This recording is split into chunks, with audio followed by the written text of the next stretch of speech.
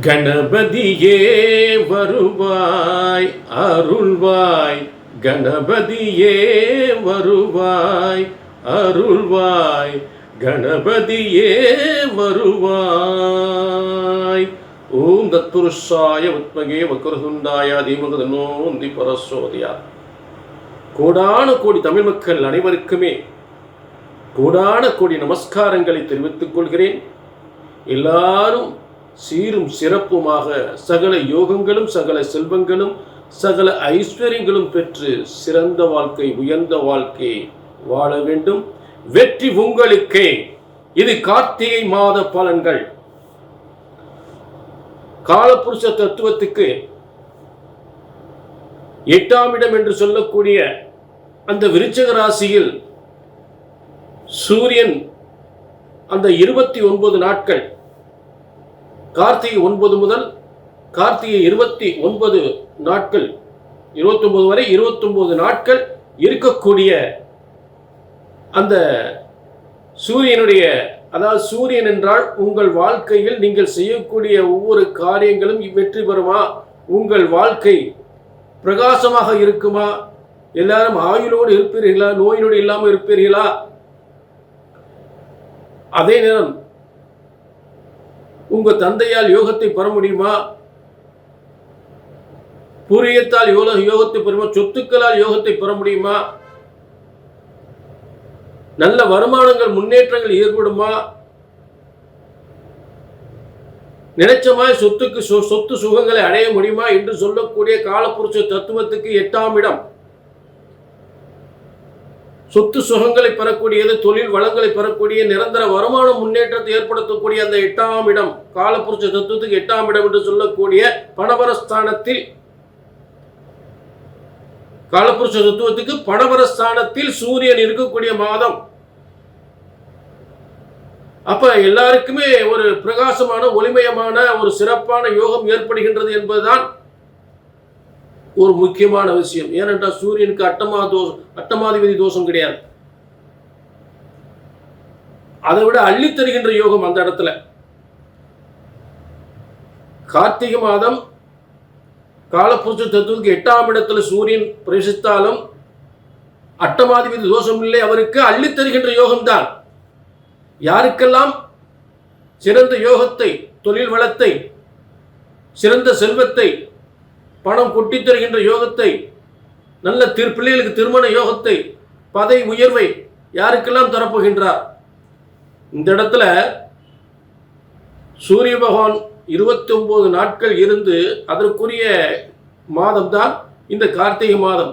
ஆக இந்த சூரியனாகப்பட்டவன் இந்த விருச்சிக ராசியில் இருக்கக்கூடிய 29 நாட்கள் உங்களுக்கு சொத்து சுகங்கள் சேருமா? உங்க பிள்ளைகளுடைய திருமணம் சிறப்பாக நடக்குமா? உங்கள் கடன், ஏற்கனவே கடன் இந்த கடன் நிவர்த்தி அடையுமா? இல்லை கடன் கொடுக்கக்கூடிய தொழில்களில் விருத்தி அடையுமா? உங்களுக்கு பதவி உயர்வு கிடைக்குமா? குடும்ப கஷ்டம், ஏன்னா 8ஆம் இடம் சில பேருக்கு மாங்கல்ய பலம் கூடுகின்ற ஒரு காலம், திருமணங்கள் கை கொடுக்கக்கூடிய காலம். அதாவது 8ஆம் இடம் மாங்கல்ய ஸ்தானம் என்பதால் நிறைய பேருக்கு திருமணம் நடக்கக்கூடிய அருமையான காலம். அதாவது வயதானவர்களுக்கு பிள்ளைகளுக்கு நல்ல திருமணம் நடக்கக்கூடிய காலம். உழைக்கக்கூடியவர்களுக்கு நல்ல வயதுள்ள உழைக்கக்கூடியவர்களுக்கு, வயதானவர்களுக்கு பிள்ளைகளுடைய பதவி, பிள்ளைகளுடைய முன்னேற்றம், பிள்ளைகளுடைய திருமணம். தொழில் செய்யக்கூடியவர்களுக்கு அதிகமான பதவி, இதெல்லாம் ஏற்படுத்த போகின்ற ஒரு முக்கியமான மாதம் கார்த்திகை மாதம். அதற்குரிய பலனை மேஷம் முதல் மீனம் வரை தெளிவாக விளக்கமாக பார்க்க போகின்றோம். ஒவ்வொரு கிரகங்கள் இருக்கக்கூடிய ஒரு அமைப்பு, அதற்கான ஆதாரப்பூர்வ விளக்கத்துடன் உங்களுக்கு இந்த கார்த்திகை மாத பலன்கள் வழங்கப்படுகின்ற. டிக் பண்ணா பாருங்க, என பல அற்புதமான விஷயங்கள் காத்து கொண்டிருக்கிறது. புரிஞ்சுட்டீங்களா? உங்களுக்காக புரிஞ்சுட்டீங்களா? ஆக நம்ம எல்லா ராசிக்குமே பார்ப்போம். இது பொது பலன், அதே நேரத்தில் பொதுவான பலன். சரிங்களா?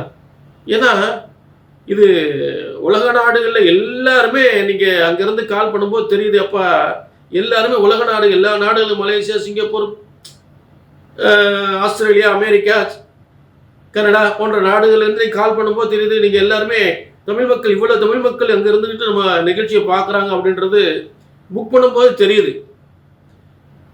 புரிஞ்சுட்டீங்களா? ரொம்ப மகிழ்ச்சியான விஷயம், சந்தோஷமான விஷயம். புரிஞ்சுட்டீங்களா? ஆக அந்த அப்பாயின்மெண்ட்டில் கொஞ்சம் முன்ன பின்ன கொஞ்சம் லேட் ஆகலாம். இருந்தாலும் சொன்னது நடக்கும். பிரம்மசாஸ்திரம் சொன்னது நடக்கும். பிரம்மனால் படைக்கப்பட்ட தலையெழுத்து, பிரம்மனால் படைக்கப்பட்ட தலையெழுத்து ஒருபோதும் தப்புவதில்லை, தவறுவதில்லை. உங்கள் ஜாதகத்தை சரியாக கணித்தால் சரியாக நடக்கும். சரிங்களா? இப்ப எல்லா ராசிக்குமே கார்த்திகை மாத பலனை பார்ப்போம். கார்த்திகை மாத பலன்கள். கன்னி ராசினர்களே, உங்கள் வாழ்க்கையில் மிகப்பெரிய ஒரு முன்னேற்றத்தை அடையக்கூடிய ஒரு கார்த்திகை மாத பலன்கள். அதுக்கு முக்கிய காரணம் உண்டு. அதுக்கு முக்கிய காரணம் திக் பண்ணாம பாருங்க. நல்ல சிறந்த ஒரு விளக்கங்கள் உங்களுக்காக ஆதாரபூர்வமாக காத்து கொண்டிருக்கிறது. இப்ப முதல் காரியம், இந்த கார்த்திகை 1 முதல் கார்த்திகை 29 வரை இருக்கக்கூடிய 29 நாட்கள், 17-11-2025 வரை, 18-12-2025 வரை. ஆக முதல் அமைப்பு, உங்களுடைய ஒரு மனுஷனுக்கு தனஸ்தானம் ரொம்ப முக்கியம். ஆக கன்னிக்கு தனஸ்தானம், அதாவது ஒரு குடும்பம், வருமானம், கல்வி, வியாபாரம், பதவி என்று சொல்லக்கூடிய வாக்கு, கல்வி, வருமானம், முன்னேற்றம் அப்படின்னு சொல்லக்கூடிய 2ஆம் இடத்தில் உங்களுக்கு 10ஆம் அதிபதியும் சுக்கிரனும் சேர்ந்து இருக்கிறார். சுக்கிரன் வீட்டிலே சுக்கிரன் ஆட்சி பெற்று இருக்கிறார். 2ஆம் இடத்தில், கன்னி ராசியில் 2ஆம் இடத்தில் சுக்கிரன் வீட்டிலே சுக்கிரன் ஆட்சி பெற்றிருக்கக்கூடிய ஒரு சிறந்த அமைப்பு. இந்த மாதிரி கிரக அமைப்புகள் அமைகிறது ரொம்ப கஷ்டம். அது மட்டும் இல்லை, ஒரு மனுஷன் ஒரு வியாபாரம் பார்க்குறான், ஒரு உத்தியோகத்தில் இருக்கான், உத்தியோகத்தில் நல்ல பேர், ஒரு முன்னேற்றம், ப்ரமோஷன், பதவியில் முன்னேற்றம் அடையணும் அப்படின்னா 11ஆம் இடம் இல்லை வியாபாரத்தில் விருத்தி அடையணும் அப்படின்னா இந்த 11ஆம் இடம் வலிமையாக இருக்கணும். காலச்சக்கரத்துக்கு 4ஆம் இடமான, காலப்புருஷ தத்துவத்துக்கு 4ஆம் இடமான கடகராசி என்பது உங்களுக்கு 11ஆம் இடமாக வருது. அந்த 11ஆம் இடத்தில், அதாவது அனைத்து சுகங்களையும், கல்வி சுகம், தன சுகம், சொத்து சுகம், வாகன சுகம், பதவி சுகம் என்று சொல்லக்கூடிய நல்ல மகிழ்ச்சியான ஒரு வாழ்க்கையை ஏற்படுத்தக்கூடிய, முன்னேற்றத்தை ஏற்படுத்தக்கூடிய ஒரு 4ஆம் இடம், காலப்புருஷ தத்துவத்துக்கு 4ஆம் இடம் என்று சொல்லக்கூடிய அந்த கடகராசி உங்களுக்கு லாபஸ்தானமாக வருவதால், அந்த லாபஸ்தானத்தில் குரு உச்சம் பெற்று இருப்பது. ஏன்னா உங்களுக்கு 4ஆம் இடம், காலப்புருஷ தத்துவத்துக்கு 4ஆம் இடம், உங்களுக்கு 4ஆம் இடம். அந்த 4ஆம் இடத்துக்குரிய குரு பகவான் உங்களுக்கு 11ஆம் இடத்தில் உச்சம் பெறுகிறார். இந்த அதிச்சார குரு பேச்சு அப்ப இந்த குறுகிய காலத்தில் மிகப்பெரிய முன்னேற்றத்தை ஏற்படுத்து, ஆச்சரியப்படக்கூடிய முன்னேற்றம், மிகப்பெரிய முன்னேற்றம் கன்னி ராசிக்கு உறுதியா உண்டு. நினைச்சதை சாதிப்பீங்க. அப்ப 4ஆம் இடம் வாகன சுகம், சொத்து சுகம், பதவி சுகம், வியாபாரத்தில் முன்னேற்றம், கல்வியில் மிகப்பெரிய கல்வி, கல்வியால் பதவி. 4ஆம் இடம் என்ன? உயர்கல்வி ஸ்தானம், உயர்கல்வி வெற்றி, நல்ல வாகன யோகம். 4ஆம் இடம் வாகன யோகம், சொத்து யோகம், அதுவும் பிரமாதமா இருக்கு. பதவி யோகம். ஏன் 4ஆம் இடம் 10ஆம் இடத்தை பார்க்கும். புரிஞ்சுட்டீங்களா? அப்ப இந்த உங்களுக்கு 4-7க்குரியவர் நல்ல திருமண வாழ்க்கை. குருவா 4-7க்குரிய நல்ல திருமண வாழ்க்கை.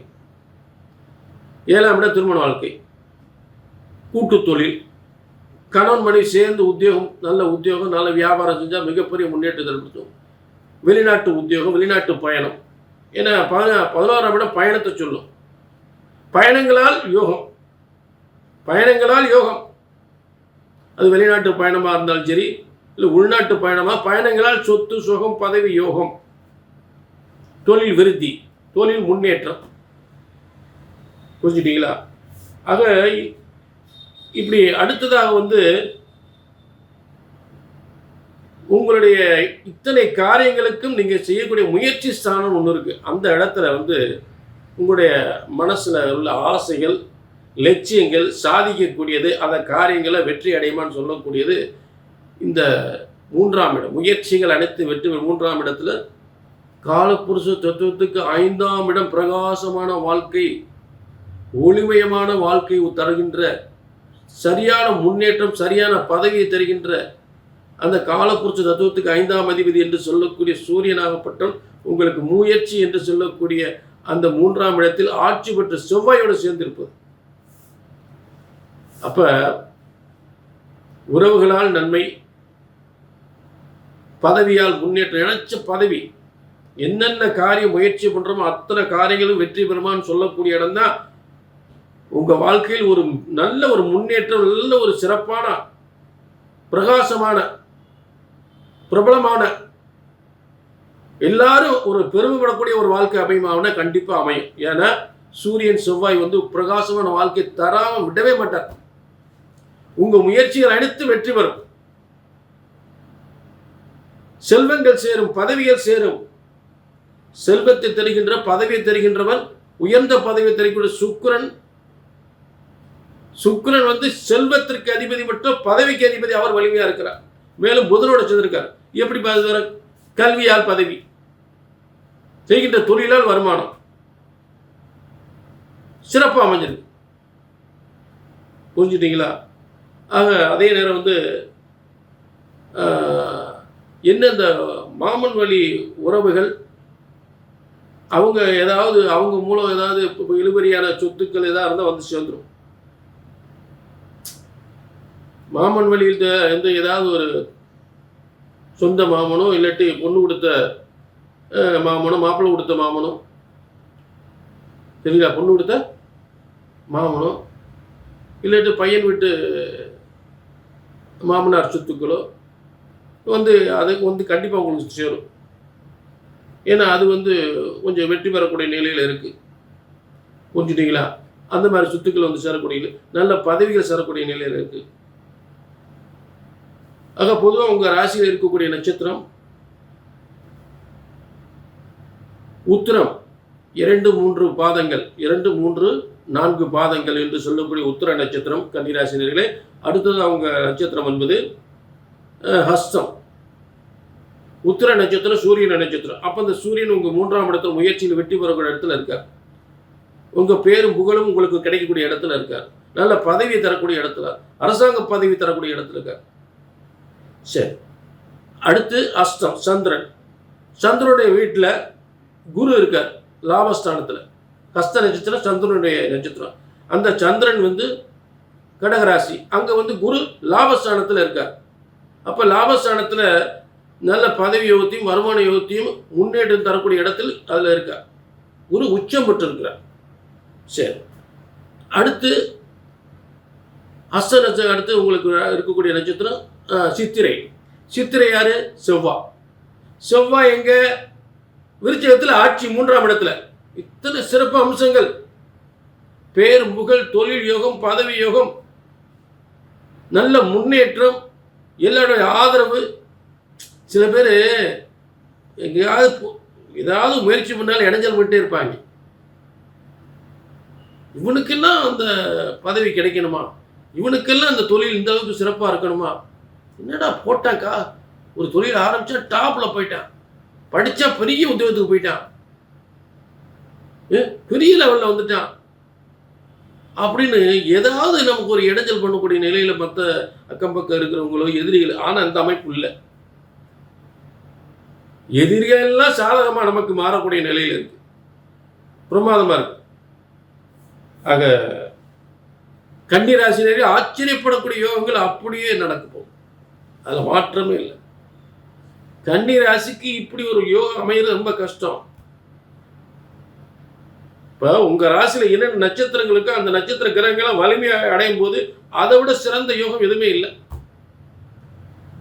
டாப்ல வர போறீங்க, பிரமாதமா இருக்கு. ஆக இது வந்து பொது பலன், சரிங்களா? 60% அப்படி நடக்கும். உங்க தனிப்பட்ட ஜாதகத்தை பார்த்துக்கணும்.